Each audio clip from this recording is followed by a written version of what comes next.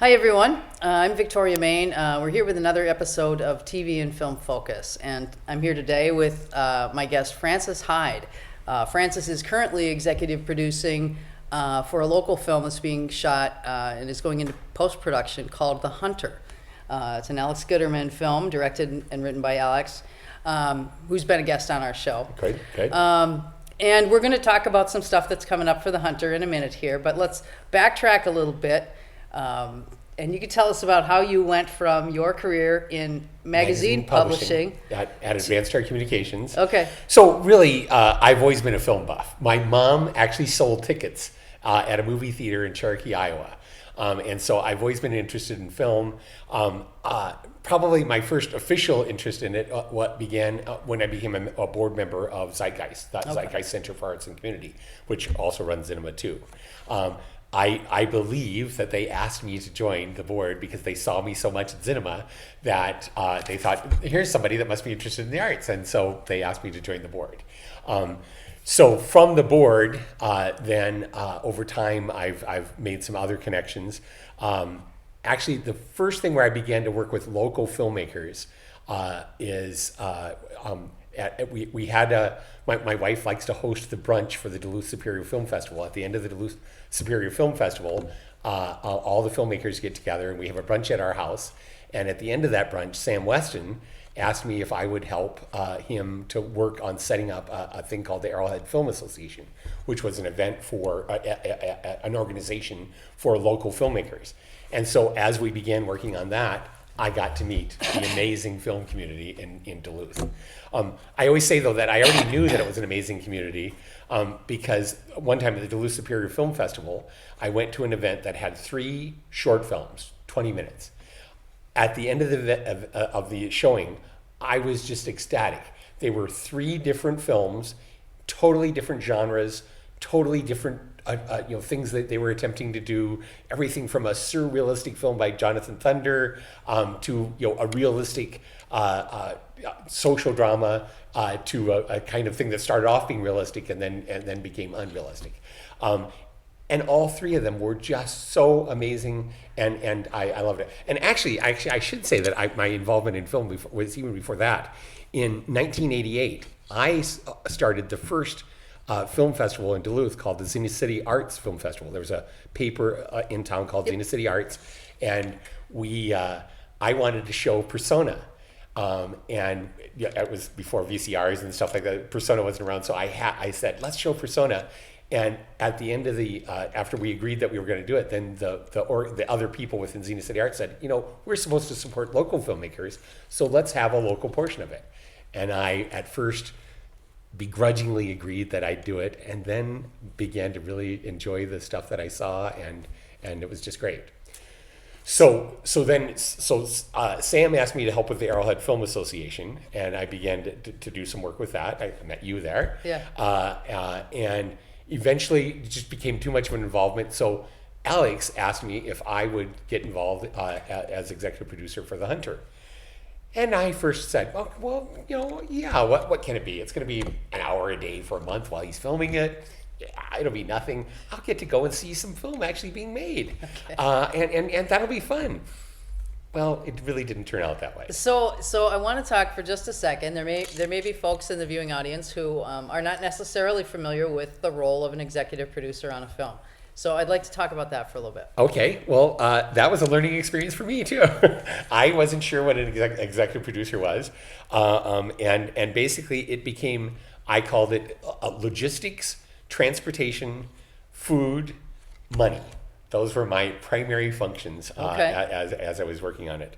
So I wrote all the contracts for the actors. So did I have a contract handy that I could use to go do it? So no, I had to do some research on various film contracts, put them together, wrote one myself. I had some experience with contracts at my previous job that I retired from. And so I wrote the contract. I booked all the travel for the actors coming to Duluth. We had actors coming from California, New York, Vermont, Idaho, Philadelphia, and someone had to make the arrangements for them all to fly in. Then, because we're an extremely low budget film, I couldn't afford to put these people at hotels, so I tried to find friends and acquaintances and you name it to put people up for housing while they were here. Sure. So it was about 23 days worth of filming, and we had at one point 40 people on set. And so I had to feed those people. Actually, my wife did that. My wife helped to do the arrangements with the restaurants, with local people. We had 125 people who have been involved in this film in some way in helping to support it, either providing housing, food, money. So I think that's an amazing fact for 125 people in Duluth, Minnesota to be involved in what is probably going to turn out to be a 2-hour film. Yeah. Yeah, Well, and I do want to talk about a little bit about, when you first when you first got involved with the Heid Filmmakers Association, you and I were talking earlier, and you were like, well, how many filmmakers are there in Duluth? And you thought maybe the 2 guys who asked you to be involved were pretty much the extent of the filmmakers, but as it turned out, there was a whole lot of other people. Exactly. I mean, I can think of at least a dozen people that are making films in Duluth, and are making very good films. Yeah. And so it's really been an interesting thing for me to see the various ranges of interest. I mean, Sam with his fantasy films, Brandon with his horror films, Alex with his art film. That all 3 of those are just totally different things that they're expecting of film and that they need to do with film. Yeah. And they're all here in Duluth. They're all making film here in Duluth. And as I say, Alex's film is an art film. We're never going to make $1 million out of it, but it's a film that a lot of people were interested in making. The actors all loved the script. Alex obviously loved the script. I loved the script. And we've involved Kaylin Mars was the cinematographer. We had half a dozen, if not a dozen, production assistants who would come to the set and help, get the cameras to the right place, move stuff around. We filmed it in the basement of Denfeld High School. And so you can imagine that wasn't exactly the most pristine location to be filming. So we were constantly hitting our heads on the ductwork. It was an amazing I'm a Denfeld alum, so I'm familiar. So let's talk. It's really cool that you had that much support. People helping in a variety of ways to make this film happen. So let's talk a little bit about what's coming next for the film. You've got some events coming up. You've got some. Right. This Saturday at 6:30 at Zeitgeist Teatro Zucconi, we're having a thank you event. Where we want to thank as many of the people that helped us in the local region as we possibly can. It's a thank you. It's also a chance to show people what we've done. We've got 6 actors who were in the original play or movie, and they are going to be. We're going to show a selection of their work, and then we're going to let them talk about it, what they did to get ready for it, what they thought about it, etc. We've got various people coming in. We've got a film producer, he owns a film distribution and streaming company. And so he's going to come in and talk about what his company does. We've got the art director, Justin Power, is coming in to talk about what he did. Kaylin will talk about the cinematography and the editing. Obviously, Alex will talk about where this idea came from, what he did. Right. And again, I guess the last thing is we're going to be asking people for some money to help. I would say the executive producer on this film, he did a great job of getting the money for the filming, but for the post-production work, he hasn't done such a great job yet. And so... so there is an opportunity for people to support the film if they choose to do that. Correct. But you're also looking for the general community maybe to come by and you can make some new friends. Exactly. And meet some... What I thought when we started putting this event together was that this would be a chance for people to see what it's like. I mean, we go to movies and we see the finished product. Right. This, you'll get to see what it looks like before it becomes a finished product. Yeah. And you'll get a chance to talk to the actors and to the crew about what they did. to make this happen. And I think that's going to be an interesting event. Yeah, it's going to be a great event. I plan to be there, as you know. Thank you. Well, one of the things we're going to do is we're going to sell props from the film. So Alex has written up these little clever descriptions of each of the products, and we're going to sell those. So in a silent auction. So it'll be great. Well, and you never know. If while it's true that The Hunter is an art film and may or may not make $1 million.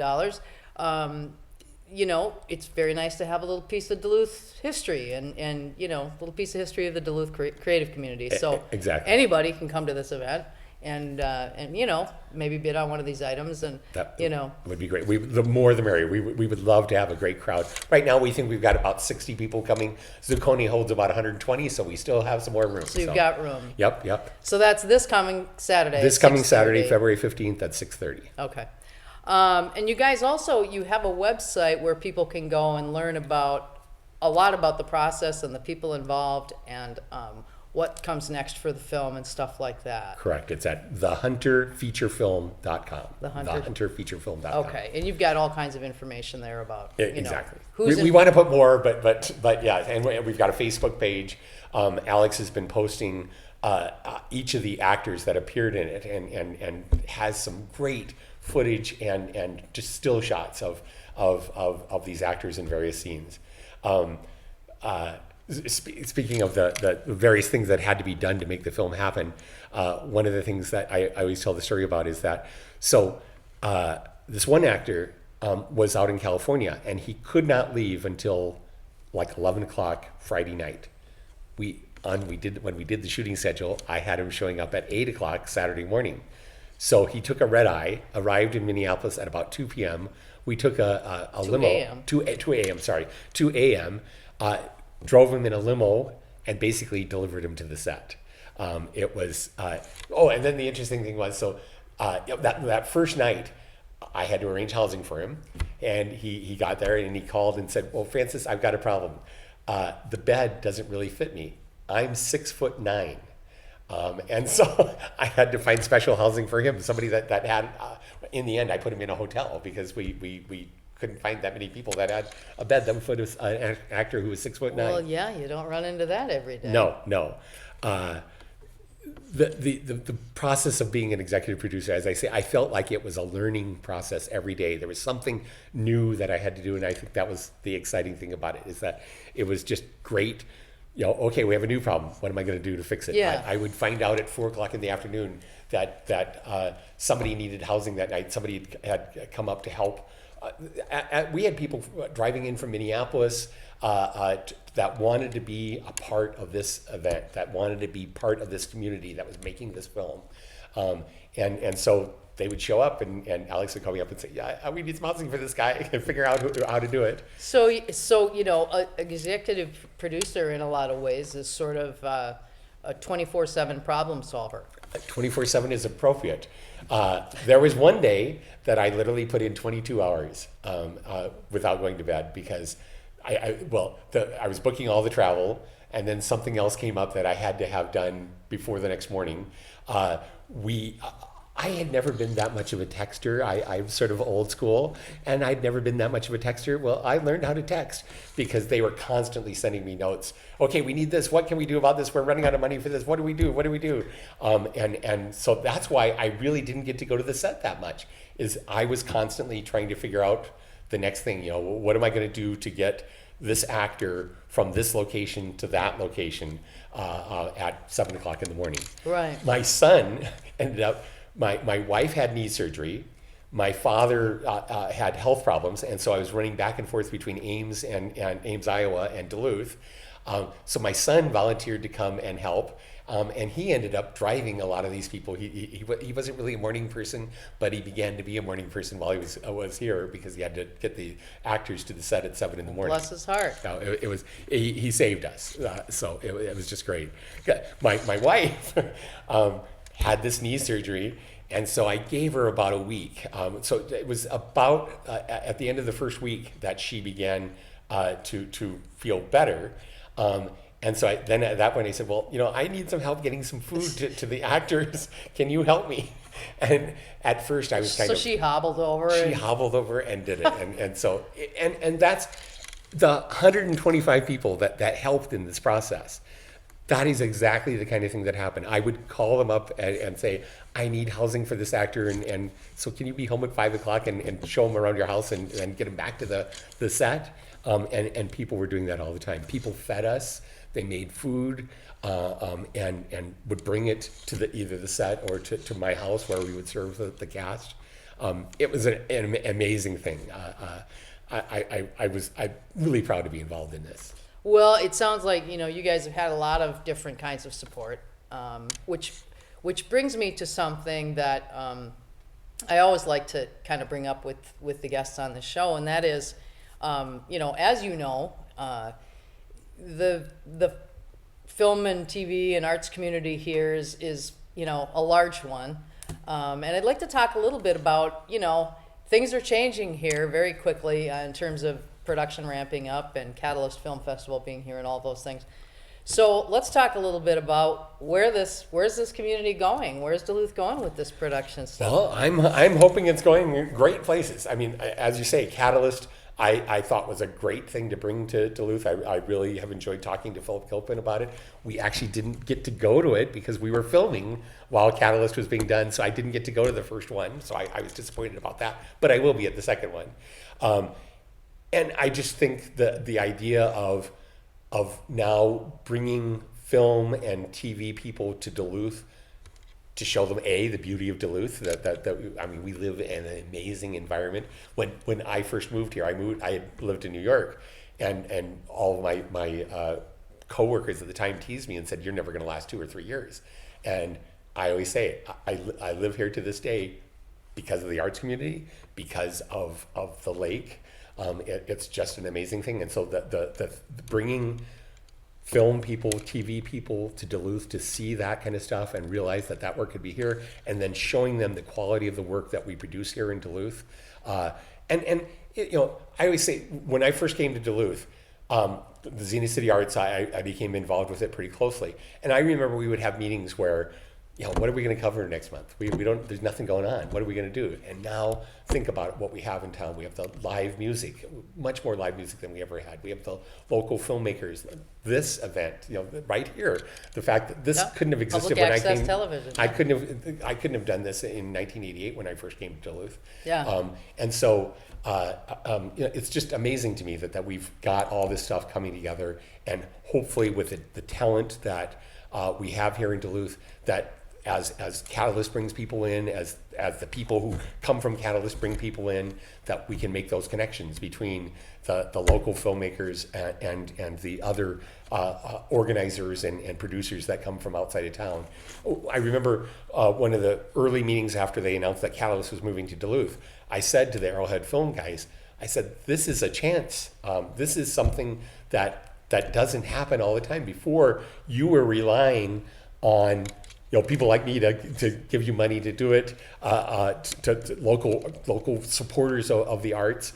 And now there's a chance to make a living in Duluth doing film. It may not necessarily be your film. You may be working for another producer. But you know what? You get to make a living doing that. Yeah. That's pretty rare that you get to do that. Yeah, well, and there's a lot of jobs in film and television that people don't necessarily realize are jobs. And speaking of that, so one of the things that there was one day when we had a scene that had 2 people in it. We had 8 people on set, and so I call up Alex. Why do we have 8 people when there's only 2 people there? Well, it's production assistants. There are people that have, again, you're involved in film, but you're basically carrying the camera from one place to another. You're bringing in the props. You're helping set up the set. You're doing the makeup. There are so many different kinds of activities that are involved in the making of a film that, again, I had no idea. And as I say, an 8-to-2 ratio. 2 people needed to be on the set in terms of acting. Let's say the cameraman had to be there. The director obviously had to be there. But there were 4 other people that were doing stuff to make it happen. Sure. That were part of the process. Well, it is definitely a team sport. There's no doubt about it. And so okay, as we go forward here, Catalyst is doing kind of a thing, Story Road, I think it's called the Story Institute, where they're going to try to sort of bring people along and connect people with people in the industry outside of Duluth, Right. which is fantastic. And that'll be on an ongoing basis, and in addition to having the festival Right. every year. Yeah, we have the Duluth Superior Film Festival where we show a Yep. lot of that. That was actually, I actually didn't get to go to Alex's film in winter at the Duluth Superior Film Yes. Festival because it was sold out that night, and I was there, but I couldn't get a ticket. Oh, okay. And so that's a chance for local filmmakers Yep. to show what they're doing on. Matt Dressel, who works at Cinema, has done a great job of making the Cinema available to local filmmakers. I mean, there is the opportunity to show film in a very professional environment. Again, I'm on the Zeitgeist board, so I'm Yep. obviously biased, but Cinema is a great location to show films Yep. with the seats, the technical equipment that they have, and we get to show films, and it is always, again, amazing to me how many people show up for those special events. Yeah. That where people are showing their own film. Well, I think there's there's a lot of excitement right now within the arts community, and then within people, with people who support the arts community and recognize, what a great boon it's been for Duluth. And the other thing that I think about here, I was going to say, I was going to be kind of, okay, but people have to realize that they have to work. It isn't just going to happen. There's stuff that has to be done. But the amazing thing to me about the people that I've met in this process is that they're willing to put in the work. They are willing to be on set at 6 a.m. to explore the basement of Denfeld to find out where we can film. Yeah. And so they are. It's been an amazing thing that people really do want to work. They really want to do. The other thing that we did recently was the 48-hour film festival. Oh yeah. Yeah. And again, that was something where what do we have? Like 8 teams, I think it was. Yeah. And yeah, no, those maybe two more. gals Yeah. were on the show, Marion and Rick. no, it was 2 ladies. I forgot the other Yeah, gal's name, but they were the 48-hour film festival, and Marion and Heather from from the Arrowhead Olsen, Film, right. yeah. Yes. So they were working together on the logistics for that. So they were in on the show talking about that, and And that so was to a me, great. that was the amazing thing that I was involved in one of the films. I originally had thought of the idea of the 48-hour, or made the connections to the 48-hour film festival organization. And so I thought I wouldn't be able to be, and then because I wasn't working with Arrowhead anymore, I decided I could be involved. And again, it was 48 hours solid. These people were working. Yeah. We got the idea for the film at like 6 o'clock. We worked until midnight on the script. The next morning at 7 o'clock, they were on set. We filmed all day long. The editor then had to get everything together. It was an amazing experience. Again, this idea that I believe that our local filmmakers are ready to work and make things happen. Yeah.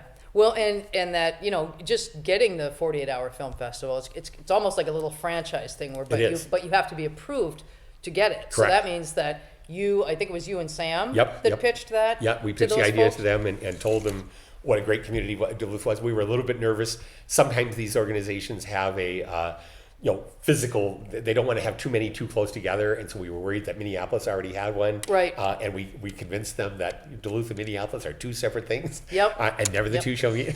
Although we did have a lot of filmmakers who came from Minneapolis. Sure. It was great. Yeah, well, and there's a lot of back and forth between Duluth and the cities, although we're 2 separate cities. So for anybody for whom it matters, just, we are 2 separate cities. One of my film festivals that I did for Xena City Arts, we had a Hollywood director named Steve DeJarnett who did a movie called Miracle Mile, and he came to Duluth. And I had a bunch of Minneapolis organizations. When they heard about it, they said, well, can you do something to get him to come here? And I said, fine, as long as Xena City Arts gets credit for it, that it was Duluth that brought him to town. And it was an accident that he was coming to Minneapolis. Kind of funny story about that. About 10 years afterwards, I was in New York, and they were showing his film, and so I had to go see it. And I asked a question afterwards, and he goes, "Don't I know you? Don't I know you from Duluth, Minnesota?"